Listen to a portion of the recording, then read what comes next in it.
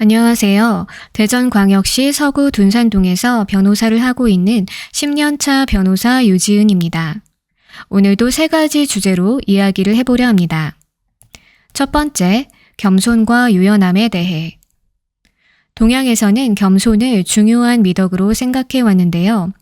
특히 유교가 뿌리 깊게 자리 잡은 우리나라에서 겸손은 기본적인 태도로 자리 잡은 덕목입니다. 하지만 자신에 대한 프라이드를 중요하게 생각하는 서양 문화권에서 우리의 겸손한 태도는 이상해 보이는 부분이 있고, 자신을 낮추는 동양의 겸손한 태도는 도리어 그 사람을 쉽게 얕잡아 보게 만드는 역효과가 발생해 불이익을 입는 일들이 생겨나기도 하는데요.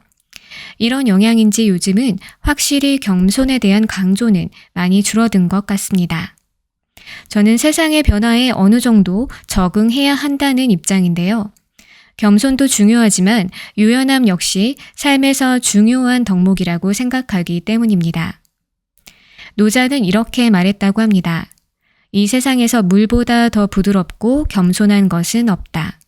그렇지만 딱딱한 것, 사나운 것에 떨어질 때에는 물보다 더 센 것은 없다. 이와 같이 약한 것이 강한 것을 이긴다. 부드럽고 유연한 물의 특성은 얼핏 보면 약해 보이지만 결국 강한 것을 이기는 이유가 된다는 것인데요. 세상은 어느 한 가지 측면만 보고 절대적으로 강하다거나 약하다고 판단해서는 안 된다는 것이죠. 변호사 일을 하다 보면 의뢰인에 거의 동화되어 매우 상대방을 공격하는 변호사님들을 아주 간혹 보게 됩니다. 사실 서로 법률 대리인의 입장이기는 마찬가지인데 당사자보다 더 심한 태도로 공격적으로 나오시면 이쪽에서는 조금 당황스럽기도 합니다. 법정에서 나와 복도에서 제게 따지듯이 지난 조정기일에 그쪽 당사자분이 나오셔서 이렇게 저렇게 얘기했었다고요 라고 소리를 지르시는 분도 있었는데요. 민사조정법 제23조 진술의 원용 제한 조항에 의하면 조정 절차에서 의견과 진술은 민사소송에서 원용하지 못한다고 정하고 있기 때문에 민사조정 때 당사자 사이에 나온 얘기는 조정이 결렬되면 재판이 계속될 때에는 영향을 주지 않습니다. 그냥 법리적인 판단을 받을 뿐이죠. 물론 일부 영향을 받는 사건 유형들도 있고 이 부분은 소송 기술적인 부분이기는 합니다만 그 사건의 경우에는 영향을 받을 내용이 아니었어요. 법원 경비분도 상당히 놀랄 정도로 상대 변호사님이 소리를 지르며 저를 비난하시기에 저는 조용히 법리에 따라 판단받으면 될 일이라고 말씀드리고 사무실로 돌아왔습니다. 그 사건은 예상대로 법리에 따라 판단을 잘 받고 종결되었습니다. 변호사 일이라는 것이 의뢰인의 승소를 위해 대신 싸우는 일이어서 이런 일도 생기는 것 같아요. 일상에서도 간혹 그리 큰 일이 아닌데 매우 크게 일을 확대하고 키워 당사자만이 아니라 주변까지 어려운 상황에 처하도록 만드는 분들이 있으시죠. 조금 더 삶을 유연하게 대하고 약간은 거리를 두면서 전체적으로 보았을 때는 그리 큰 일이 아니라는 태도를 가져보면 어떨까 싶습니다. 쉽지 않겠지만 서로 노력하면 좋을 것 같아요. 저도 부족한 인간이기 때문에 살다 보면 간혹 전투력이 상승하기는 합니다만 이런 부분을 잘 다스리려 노력하며 살아야 하지 않을까 합니다. 두 번째, 배우자 상실에 대해. 인간이 받는 고통 중 굉장히 큰 수치로 상위권에 있는 것이 배우자를 잃는 것이라고 합니다. 평생 함께 해온 배우자를 질병이나 사고 등으로 잃게 되면 남은 배우자는 홀로 여생을 살아가는 경우가 많은데요.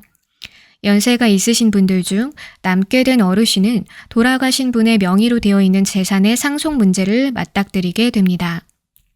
보통은 남성분이 먼저 돌아가시고 여성분들이 여생을 홀로 보내시는 경우가 많은데요. 이때 자녀들이 아버지 재산에 대한 상속을 포기하고 어머니께서 살고 있는 집에 그대로 거주하도록 해 경제적으로 큰 탈 없이 지내도록 하는 경우가 대부분입니다. 간혹 그렇지 않은 경우, 즉 재산을 욕심내는 자녀 한두 명이 어머니를 괴롭힌다면 남편을 잃은 슬픔에 이 부분까지 더해 고통을 받게 됩니다. 한 가지 이때 주의하실 부분이 있어 변호사로서 팁을 드려봅니다. 아는 분들은 아시는데 아직도 모르고 있는 분들도 많으세요. 예를 들어 아버지께서 돌아가시고 아버지 명의의 집을 어머니께서 단독 보유하게 하려고 자녀들이 상속재산 분할 협의서를 작성하는 경우가 있는데요. 이때 자녀들 중 빚이 많아 플러스 마이너스 계산을 해봤을 때 순자산 현황이 마이너스인 분이 있다면 반드시 부친 사망 후 3개월 이내의 상속 포기도 가정법원에 신고해야 합니다. 즉, 상속재산 분할 협의서 작성에 더해 가정법원에 상속 포기도 해야 한다는 것이죠. 이중 절차를 진행해야 하니 꼭 유의하십시오.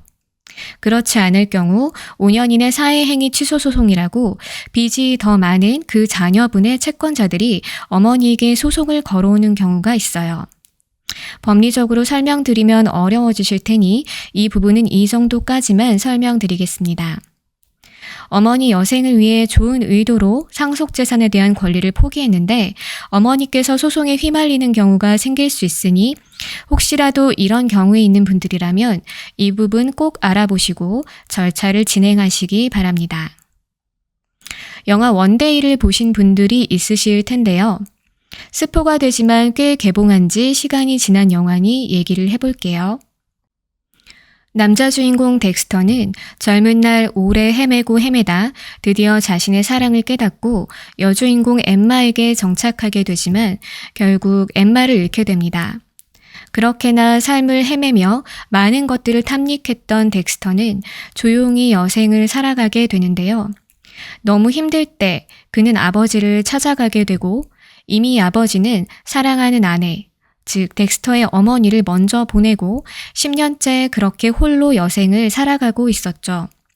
이런 사실을 덤덤히 얘기하시는 아버지를 보며 덱스터는 아버지의 그간의 고통에 대해 절감하게 됩니다.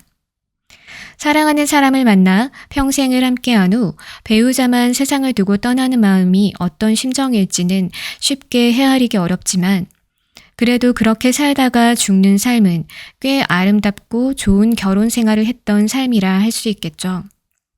제가 시집을 선물 받은 적이 있는데 동트기 전 1시간이라는 고이케 마사요 시집의 시들 중 세우 신사라는 제목의 시에 이런 구절이 나옵니다. 같은 곳을 향해 보조를 맞추던 그 순간이 행복했다. 우리는 언제나 도중까지는 누군가와 함께 간다.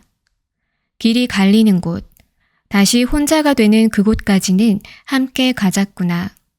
고마워요, 고마워요. 정말 고마워요.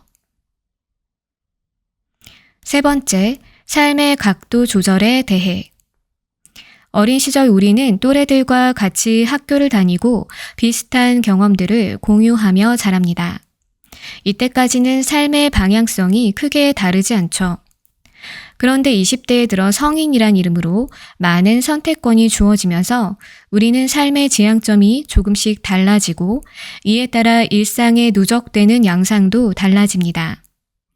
저는 이 부분을 삶의 각도가 조금씩 달라진다고 표현하는데요.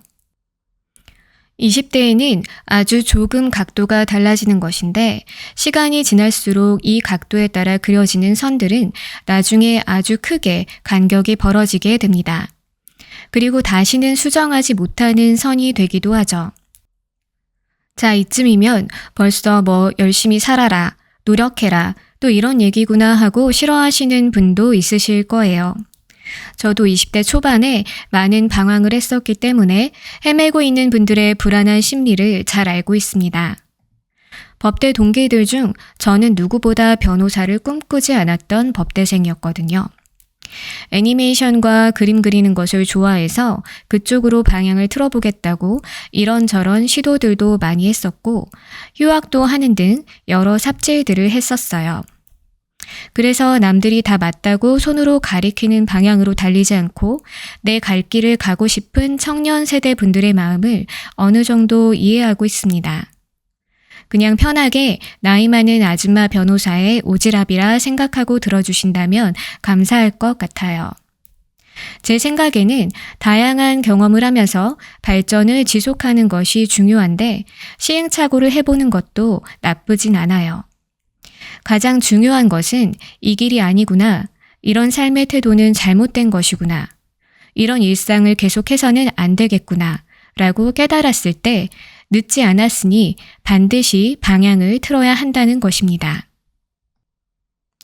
각도를 조절하고 수정하는 것은 젊을수록 쉬워요. 아직 많이 돌아가지 않아도 되거든요. 그러니까 늦었다고 생각하지 마시고 각도를 수정해야겠다고 느낀다면 용기 내 수정해 보시고 도전해 보세요. 각도를 수정하고 용기를 낸다는 것은 어려운 일이에요. 나이가 들수록 변화를 시도한다는 것은 더 큰 용기가 필요하다는 것을 절감하는 요즘입니다. 그래도 포기하지 마세요. 저를 포함해서 우린 다 뭔가 부족한 사람들인데 그럼에도 노력하는 그 모습이 인간답고 아름다운 것이니까요. 당신의 열정을 응원하겠습니다. 지금까지 대전광역시 둔산동 법원검찰청 앞에서 개업 변호사를 하고 있는 유지은 변호사였습니다. 감사합니다.